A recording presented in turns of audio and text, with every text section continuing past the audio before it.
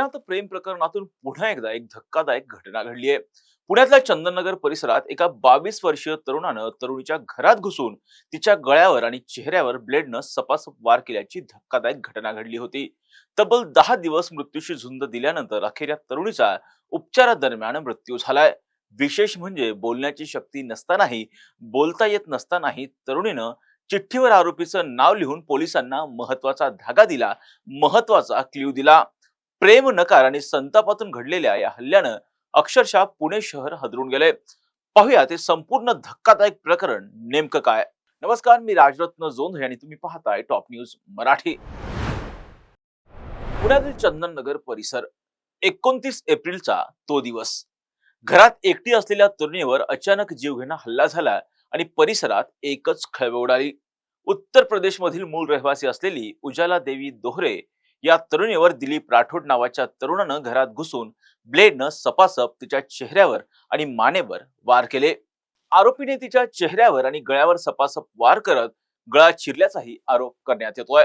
रक्ताच्या थारोळ्यात पडलेल्या अवस्थेत तरुणीला तातडीनं रुग्णालयात दाखल करण्यात आलं। तरुणीवर हल्ला झाल्यानंतर तिने आपल्या भावाला व्हिडिओ कॉल केलेला होता आणि सांगितलं की दादा मला खूप मारलंय, माझ्या गळ्यातून आवाजच येत नाहीये। त्यानंतर तिचा भाऊ तात्काळ घटनास्थळी आला आणि त्यानंतर तरुणीला रुग्णालयामध्ये दाखल करण्यात आलं होतं। गेल्या 10 दिवसांपासून या तरुणीवर उपचार सुरू होते, मात्र अखेर मृत्यूशी झुंज सुरू असलेली या तरुणीची मृत्यूशी झुंज अखेर संपली, अपयशी ठरली आणि या तरुणीचा अखेर मृत्यू झालाय। तपास करत असताना मिळालेल्या माहितीनुसार हा जो संशयित आरोपी आहे दिलीप राठोड आणि मृत तरुणी जी आहे पुण्यातल्या विमाननगर परिसरामध्ये एकाच मॉलमध्ये काम करत होते। त्याच ठिकाणी त्यांची मैत्री झाली आणि त्यानंतर प्रेमसंबंध त्यांच्यामध्ये निर्माण झाले। काही दिवसांपासून ही तरुणी आरोपीच्या फोनला कशाही पद्धतीचा प्रतिसाद देत नव्हती, आरोपीला बोलत नव्हती। याच दरम्यान या तरुणीचं लग्न ठरल्याची माहिती दिलीप याला मिळालेली होती आणि त्याचा संताप जो आहे तो अनावर झाला। आपण ज्या मुलीवरती प्रेम करतोय तिचं लग्न ठरलं, ही जेव्हा हे सगळं दिलीपला कळलं त्यानंतर दिलीपचा राग अनावर झाला, संताप अनावर झाला आणि याच लग्न ठरल्याच्या राग मनात धरून हा जो आरोपी आहे त्या आरोपीने थेटपणे या तरुणीचं घर गाठलं।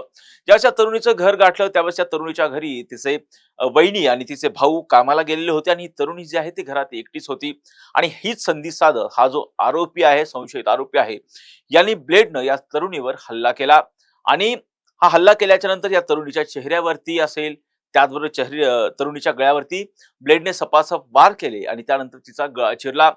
ज्यावेळेस हा हल्ला झाल्याच्या नंतर या तरुणीला रुग्णालयामध्ये दाखल करण्यात आलेलं होतं त्यावेळेस या तरुणीला बोलता सुद्धा येत नव्हतं, कारण तिच्या मानेवरती ब्लेडने वार करण्यात आलेले होते। मात्र या तरुणीने मोठं धाडस दाखवत चिठ्ठीवरती ज्यावेळेस पोलिसांनी विचारलं की तुला कुणी मारले, त्यावेळेस त्या तरुणीने पेन आणि कागद मागितला आणि त्यांनी चिठ्ठीवरती दिलीप राठोड असं नाव लिहिलेलं होतं। या चिठ्ठीच्या आधारे चंदननगर पोलिसांनी आरोपीला अटक केली आहे। या प्रकरणामधील हा जो आरोपी आहे दिलीप राठोड याला न्यायालयामध्ये हजर करण्यात आलं असून त्याला 10 तारखेपर्यंत अर्थात 10 मे पर्यंत जी आहे सध्या पोलीस कोठडी जी आहे ती सुनावण्यात आलेली आहे। या प्रकरणाचा तपास सध्या पोलिसांकडनं जे आहे तो केला जातोय, परंतु प्रेमातून निर्माण झालेला राग आणि नकार सहन न झाल्यानं हा जो दिलीप राठोड नावाचा तरुण आहे त्याने अत्यंत टोकाचं पाऊल उचललं आणि एका निष्पाप तरुणीचा जीव घेतला। या घटनेमुळे पुण्यामध्ये कायदा आणि सुव्यवस्था प्रश्न पुन्हा एकदा आता निर्माण झालेला आहे। प्रेम प्रकरणातून सुरू झालेला हा वाद थेट कुणापर्यंत पोहोचल्यामुळे पुणे जिल्हा पुन्हा एकदा हादरून गेला। एका तरुणीला नकार देण्याची किंमत स्वतःचा जीव गमवून चुकवावी लागेल असं या तरुणीला कधीही स्वप्नांतही वाटलं नसेल। सध्या आरोपी पोलिसांच्या ताब्यात असून त्याला 10 मे पर्यंत सध्या पोलीस कोठडी सुनावण्यात आलेली आहे आणि त्याच्या पोलीस कोठडीमधून, त्याच्या चौकशीमधून कोणती धक्कादायक माहिती उघडकीस येते, त्याचबरोबर हा जो नराधम आहे त्या नराधमाला इतर कोणी मदत केलेली होती का, ती माहिती सुद्धा पुढे येते का, हे सगळंच पाहणं महत्त्वाचं असणार आहे। या प्रत्येक घटनांची अपडेट आम्ही टॉप न्यूज मराठीच्या माध्यमातून आपल्यापर्यंत पोहोचवणारच आहोत। यासाठीच तुम्ही पाहत राहा टॉप न्यूज मराठी, आपला महाराष्ट्र, आपली बातमी। आता जोकासु STP या अत्याधुनिक जॅपनीज तंत्रज्ञानाने सुसज्ज quick installation, energy efficient, noiseless blowers low maintenance या आणि अशा वैशिष्ट्यांनी परिपूर्ण जोकासू एसटीपी तंत्रज्ञान प्रकल्प उभारणीपासून ते विक्री पश्चात समाधानकारक सेवा देणारी, भारताबरोबरच परदेशात देखील प्रकल्पांची यशस्वी उभारणी करणारी company Deccan water treatment private limited.